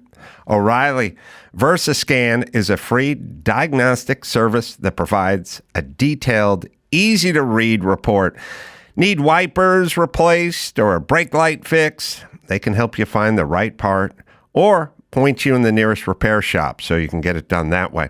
And they'll also test your battery for free in or out of the car. Talk to the professional parts people at O'Reilly Auto Parts today or visit O'ReillyAuto.com/Adam. That's O'ReillyAuto.com/Adam. It's time to check Adam's voicemail. Ace man, it's Adam out here in Maryland. I drove past the local dipshit hipster town the other day, and they have their own electric company. Painted on the side of their power plant was a big, bold painting that said, "Powered with kindness." Well, everybody complains about how expensive the power bills are in this town, so I guess kindness comes with a price. Get it on. You can leave us a message at 888-634-1744. Batya Ungar-Sargon is joining us. I hope I didn't screw that up. Oh, no, that was perfect. That was good. How did you pull that off? I'm amazed. I'm in shock. No one's ever done such a good job. Oh, I love you. Loved you on Mar the other week. The book, Second Class, How the Elites Betrayed America's Working Men and Women. It's available wherever you find finer books. So let's talk about that book. I said it yesterday before I knew you were going to come on and talk about this subject. I said, I bought my first house in L.A. in 96, 97 for $350K, and I checked that house on Zillow the other day, and it was $2.5 million.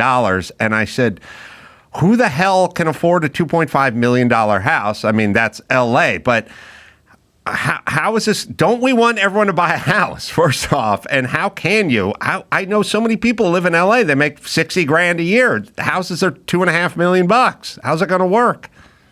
Yeah, it's such a huge problem because, of course, it's like a major impediment to the American dream, which, of course, we want everybody to be able to achieve.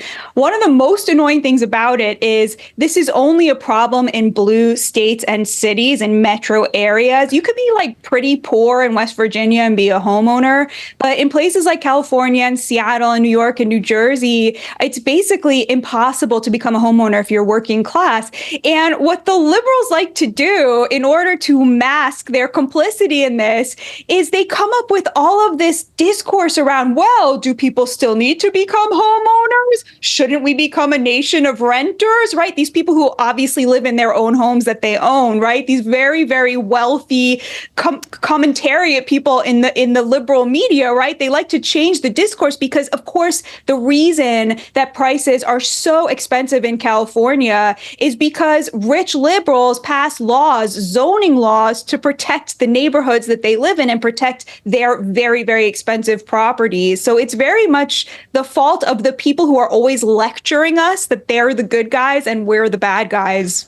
Well, also the regulatory body is so powerful in California. As somebody who's done my fair share of building in California, it is so difficult to build and so expensive to build, and there's so much you need to do that when they talk about building units for homeless people, they come in about $1 million a unit. It's literally $1 million for a 450, 500 square foot unit for homeless people. I mean, that's the price tag for cheap mass housing, $1 million a unit. And that's because, and it's the same thing where they go, oh, they're trying to build a bathroom at a park in San Francisco, and it's $2 million. It's not only $2 million, it's 2 years worth of permits before you can do it. And so what you're doing is you're saying to the people that make 1,000 new rules every calendar year, we have too much regulation, and so we can't build new housing here because it's overregulated. And then they go, well, we should do another 1,000 regulations. And I go, no, you have to repeal regulations you've made. And they go, we're not in the business. We're in the business of making regulations. That's what we're here for. Totally. You've got the NIMBY movement and then the green cartels, and they're in this feedback loop, right, that keeps making building homes more and more expensive because, of course, it puts money in the pockets of the regulators because they're all homeowners. And if you notice, you picked up on something really important, which is that the Democrats' coalition right now is a coalition of these very rich, over-credentialed people, and then the dependent poor, right? That's who they are worried about getting in homes, like homeless people and then rich people, right? And that leaves out the whole working and middle class. Like you talked about, people who make $60,000 a year, who work so much harder than any of these people who are sitting there writing these regulations. And yet because of these regulations and because the Democrats only care now about the very poor and the educated rich, these people get totally left out of the pie.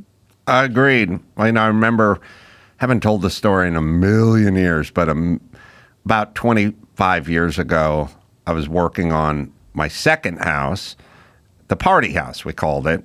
And I'd got myself one of those cool drawer dishwasher, Fisher Paykel, I think it was, $1,300 Euro stainless steel back before it was a thing.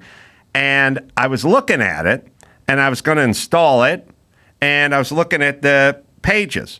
And the pages said, page 23, you can install it with an air gap breather on the countertop. And then they go, page 23B, you can do it with an air gap loop or something. And I was like, I don't want to drill a hole in my countertop and put that weird snorkel. Do you guys remember? I don't think dishwashers need them anymore, but there used to be a weird thing called an air gap. Right. And it was like a weird little snorkel thing, and it'd be on your parents' house if they had a dishwasher. None of my family did, but I would see it at people's house, and you could hear it gurgle or chirp every once in a while. A little water would shoot through there. It's a sanitary thing, so air could come down and sewage wouldn't back up into the whatever it was. And I said to the guy, the inspector is doing the final, and he comes in, this L.A., and he goes, you got no air gap on your dishwasher, so I can't pass your kitchen. I go, there's a way to install it without the air gap that the manufacturer suggests, and I don't want a hole in my kitchen counter. So he goes, I don't know about that. And then I show him the actual Fisher Paykel, and by the way, they're liable for it if they tell you to install it this way and it doesn't work. And he goes, let me take it to my plumbing supervisor. Okay. He takes it to his plumbing supervisor. 3 days later, comes back for another final. Yeah, we looked at it. We want the air gap. No can do. I said, air gap, that's from the 40s. That's from the 40s. This is 2000. We moved on. And he's like, I want it. So I said to him, okay, so you need an air gap. He goes, yeah. I go, okay, I don't want to put a hole in my counter. So come back tomorrow.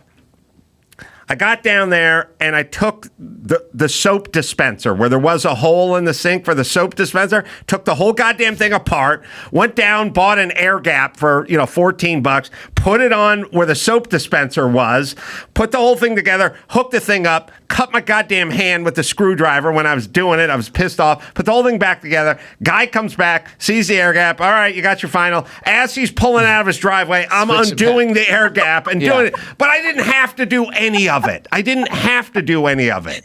They could have learned something. They could have looked at the They could have looked at the brochure and figured it out, but Yeah. they wouldn't do it. The whole point is he didn't give a shit. A bunch of sewage spilled out of your dishwasher the next day, right? Yes. He wanted to. It worked fine, and he should have done. But this is California. This is how LA works. California sucks. They're the worst. And so they hassle everybody. And then so businesses, developers, and people go, nah, we're not going to build there. And then they overregulate, and then everything's super expensive. And then they go, where's all the housing? And then they try to blame rich people somehow, or Republicans or something. No, it's totally the opposite. In the name of all of their vanity beliefs and vanity morals, they're literally impoverishing people. There's a situation now in California that one of the environmental lawyers has called the green Jim Crow because about 25% of Black and Hispanic Californians are living in energy poverty. Energy is so expensive due to these stupid green taxes that people are paying more than 25% of their income in energy. And this, like, in the name of their highfalutin, we're saving the world nonsense. They're literally impoverishing their neighbors while acting like they have the moral high ground. It's totally disgusting. It's also, I was just listening to the radio on the ride in. It's like, oh, here comes the fires. Now it's fire season. Everyone's going to catch on fire. And it's like, so we have this antiquated system where power lines are pulling off of power poles and starting forest fires, yet we're yelling at everyone to get into an electric car, although we have no infrastructure to support that electric car. It's literally an insane message. You're threatening people to get into an electric car, but you don't have a system that'll support the infrastructure to support the electric car. They passed the federal government gave whoever $200 billion to do a whole nationwide electric charging, whatever. They had built 7 in the last 3 years. It's abysmal what all the people's records are. They need the money for everything, and nothing ever comes out the other end. And what they need to learn is just get the fuck out of the way. Just lower the regulation a little. Let the smart guys like Elon Musk do the thinking, and we'll figure it out. But it's actually like class warfare against working class people. So what they do is they pass zoning laws to where you can only build single family detached homes on 78% of the land that's zoned for housing. So working class people can't afford it. So you move them into the interior away from the coast in California specifically. And then once they're in there, they have to spend much more money on, getting, an air conditioning system because it's so much hotter. It's 30 degrees hotter in there. Okay, fine. They're living in energy poverty, but now they have to commute to where the work is, which is back on the coast. So they're in their car for an hour and a half there, an hour and a half back. And now you tell them you can't buy a gas car anymore. And you, a working class person, are going to have to sit there for an hour charging your car to get to work. Who's paying for that time? It's really class warfare. I mean, we can joke about the hypocrisy. We can laugh about it. They are hypocrites. They are hilarious, but it's also class warfare against the hardest working Americans who we all rely on to survive. We rely on their labor. We rely on them sitting in those cars while making their lives so much harder. The elites do not know those people exist. They pay them lip service. It's like when Biden goes to a black church and goes, come on, man. It's like he doesn't fucking care about black people. He doesn't hang out with black people. He doesn't do anything. It's like they do treat poor people like they treat black people, which is they don't hang out with them. They're never going to live in their neighborhoods. They really don't know them. I mean, I was a blue collar guy for my entire beginning part of my life. And I hung out with those guys. I worked on job sites. That's all I did. Those people don't know you the same way they don't, your Mexican gardener shows up, Raul and Jose push around a lawnmower for an hour. They don't know who they are. They don't know how they live. In a weird way, there's a kind of elitism because when people aren't college educated or they speak Spanish or they drive a beat up pickup truck, they almost just feel non-human. We're all guilty of that in the sense that when you do make some money and you do own a home and at some point the cleaning lady shows up and she's just kind of wandering around doing stuff, you don't really think of her like you know what I mean? And the West Coast liberal elites are the worst at all this stuff. And they look down on people who have blue-collar jobs because they look at them as sort of oafish and dumb. And when they're talking about Walmart shoppers clinging to their guns and their Bibles and all that kind of stuff, that's who they're talking about, blue-collar dudes. That's all the stuff. And by the way, when I work with blue-collar dudes, all they loved guns, they loved dirt, they love quads and dirt bikes. Going out to the desert. They either wanted to go to the desert or the river. They want to go to the river with their jet ski, and they wanted to go to the desert on their quad. Do you think Hillary Clinton's ever been on a quad or a jet ski? Like, these people don't live in that world. They don't like that world. That's a world of like chewing tobacco and country music and pickup trucks that are bad for the environment and quads and trailers, and they want nothing to do with that. And if their kids turned out that way, instead of going to elite Ivy League schools, they would disown them.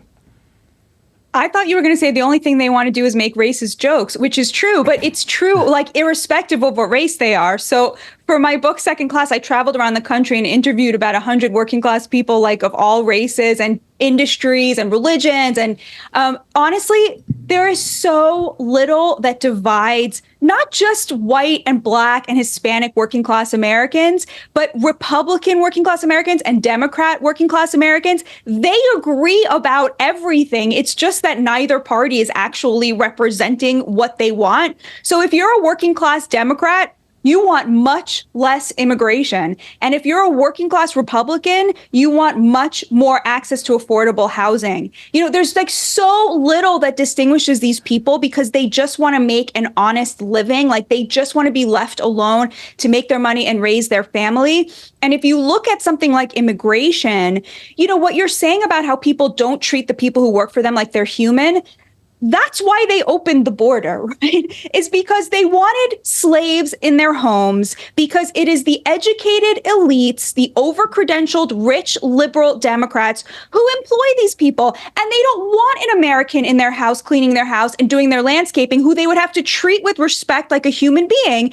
And so they totally shipped all the good working class jobs overseas. Obama then defunded vocational training so people couldn't become skilled trades folks and earn a living that way. And then they brought in millions and millions of slaves, basically cartel slaves, to compete with Americans for the jobs that remained here. This whole thing is class warfare against people who used to be Democrats, right? And then they sit there and instead of admitting this, they call them racist. That's their move. That is the move right there. Yeah, it's all Biden does. Thank God he can't speak anymore. It'll slow his race hustle down just a little bit. Like, what finally got him to stop talking race hustling? Biden, his tongue gave out. He lost control of his tongue about 2000. When history books are written, the great uniter will turn out to be the great race hustler, and then it'll go, but when did he stop? When did he learn the error of his ways and how dangerous it was to divide the country along racial lines? His tongue stopped talking to his brain. He's still trying. He didn't learn it. When he was doing that Juneteenth thing, he was trying as hard as he could to race hustle, but his tongue wasn't cooperating. Right. Oh, it's so sad. It's so sad that everyone buys in and goes along with this too. It's a class thing. It's always a class thing. I've said it a million times. They're trying to break it up. But first things first, it's like when he goes, when Biden always goes, this disproportionately affects poor people and brown people and people of color. I go, does it disproportionately affect Jay-Z and Beyonce? Are they in trouble with this now, with this tax hike or whatever we're talking about here? Like, it's a dereliction of duty, I think, when politicians essentially turn everything into a race hustle. It's getting people killed. It's much more dangerous than it's getting cops killed. It's getting black people killed. Like, it's just getting people killed. It's insane that they let them do it. And also it's insane that we don't talk more about housing. So when you own a home, you're now participating in the system. And we need people to participate in the system, because when you're not participating in the system, then you really have nothing to lose. And it's sort of like homeless people can commit all the crime they want, because what are they going to get? Their law license stripped, or are they going to get, a tax levy or lien, or is something repossessed, or have to go to Chapter 11? It's not going to happen, right? And when you don't, but it's the same way with the gangbangers in the inner city. It's like there's just nothing to lose. People go, oh, that guy shot a 14-year-old boy over $7. Who would kill somebody for? It's like you would if there was nothing to lose.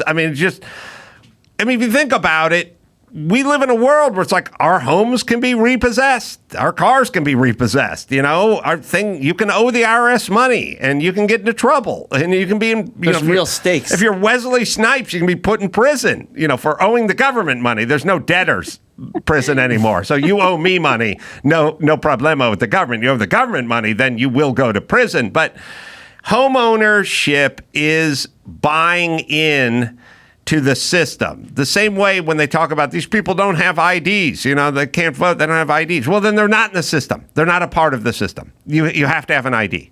So let's get them an ID, and let's get them a home, and let's have real conversations about that. And Dawson, you can find a clip. There's a great clip. Somebody sent it to me. It's in Seattle, I think. It's one of the politicians in Seattle. I think you can find that. He's talking about the real cause of the homeless problem. But we need people in homes because we need them in the system. We need to participate. That is such a smart point. When I spoke to working class people, what they would say is they wanted something that they could pass on to their children. They wanted to build equity. They wanted the independence that comes from owning a home. But I think the point you're making is so important, which is it makes you a citizen at a different level because you have stakes in a community and you have something to lose. I just think that's really brilliant. I never thought of that before. A lot of working class people today are actually able to cover their bills. But if they live in blue states or metro areas or cities, the option of becoming a homeowner is just out of reach. Like you said, $2.5 million for this house you bought for $375,000. It's really, really appalling. And when Biden opened the border and allowed in, 10 million, 15 million people to compete with working class people, it not only stopped the wage growth that working class people were experiencing after the pandemic, but, we're already short 10 million units. We have a housing crisis. We have people who cannot afford to buy homes, and you just increased the demand by 15 million. That's going to have a huge, huge impact for generations, Adam, for generations. Yeah, well, Cesar Chavez, who was the Hispanic labor leader out here in California, we arranged. In the 70s, there was a grape boycott that my mom participated in because my mom was a hippie. But I was like, Mom, we don't buy grapes anyway. Like, why? We've been participating in the Great Lobster boycott from North Hollywood, California, for a long time now, and shrimp and all the and filet mignon. We've been boycotting all that my entire childhood, but. Cesar Chavez is a Hispanic, obviously, labor leader, and he did not want illegal immigrants coming to undercut his guys who he was trying to get paid. And he knew, and this is before everyone had to do a racial thing.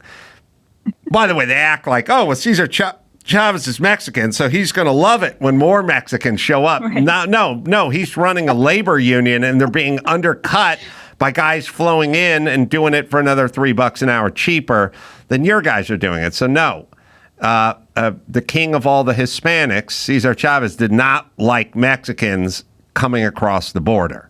So it's purely an economic thing. It's King County Council. Ready? Do you know what the guy's name is? Dow Constantine. Dow Constantine from Seattle? King County, Washington, Seattle area. All right. He's going to tell us. So what's to blame for homelessness in his state? It's during his State of the County address. All right. He's going to tell us.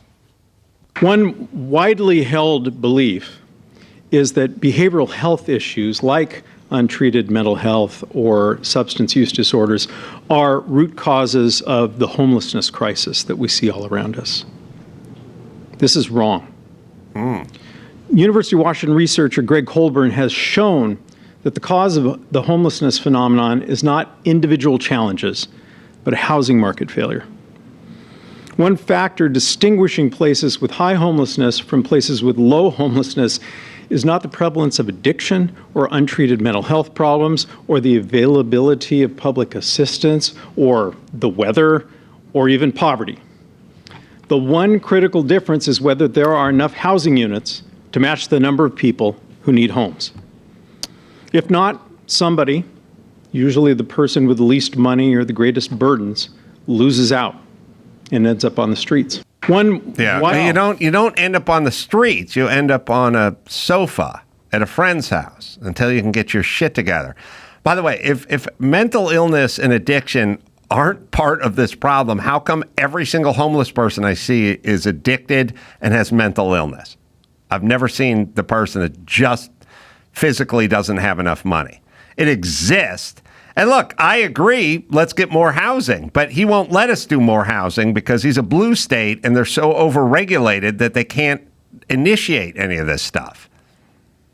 Absolutely. Yeah. And the thing is, even when they do get this stuff passed, like what you started with, what they do with the money is they want to build like high rises for homeless people instead of building more single family or duplexes, right? Starter homes for working class people who are working. All of their energy is to help the dependent poor at the expense of the working class. Again, it's like it's always class warfare. They hate the working class. And that's where all of this language about racism comes from.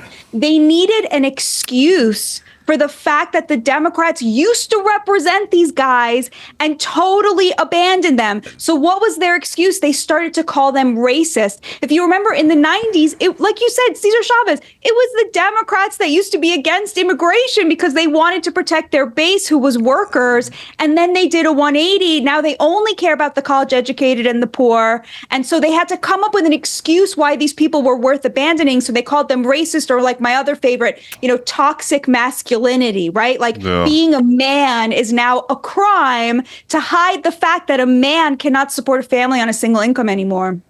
And I will disagree to a certain extent, which is I don't think they hate the working class. They look down on them. They look at them as lesser. Like it's a lot of, you didn't go to college. They don't think there's anything they could talk about. And by the way, they would have no idea how to rebuild a transmission for all the tea in China, right? I mean, they're literally, totally.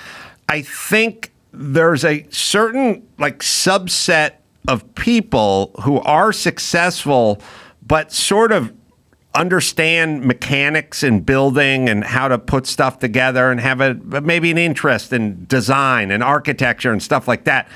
And so there's a little bit of an appreciation for the people who do it, but most of the people I know, especially Hollywood types, especially entertainment business, have zero idea. And when you have zero connection, you really have no appreciation. You're really just like a dog looking at an airplane taking off, and you're going, Bowser, isn't it amazing? And he goes, I don't know. It's just things in the air. You know what I mean? Like, you have to have some attachment. You have to have 1 foot in that world to kind of go, wow, how'd they pull that off? Or that's really interesting. Or, man, that guy can do a heliarch or a TIG or MIG weld. Like, that guy is a conductor. He's like the maestro when it comes to, welding and fabricating, whatever. Like, you have to know it a little bit to appreciate it.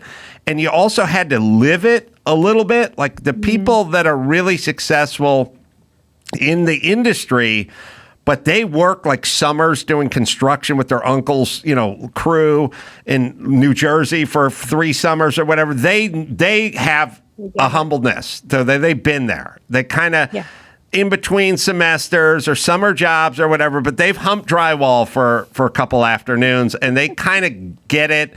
they like those people and they sort of appreciate it. But the elites who just right off to Harvard and Yale, never had any grease under their fingernails, they look down on those people and they don't understand them. I would agree with you that it was contempt before Trump. After these people voted Trump into office, I think it amped up to hatred because they were like, how dare you have your way? We are supposed to be in charge, And then it shifted from contempt to hate. That's what I would argue. Yeah, and if Trump gets in again, it's going to be another sort of war on blue collar. But to be fair, I mean, I'm bringing out the liberal in you. This is so great. Let's be fair.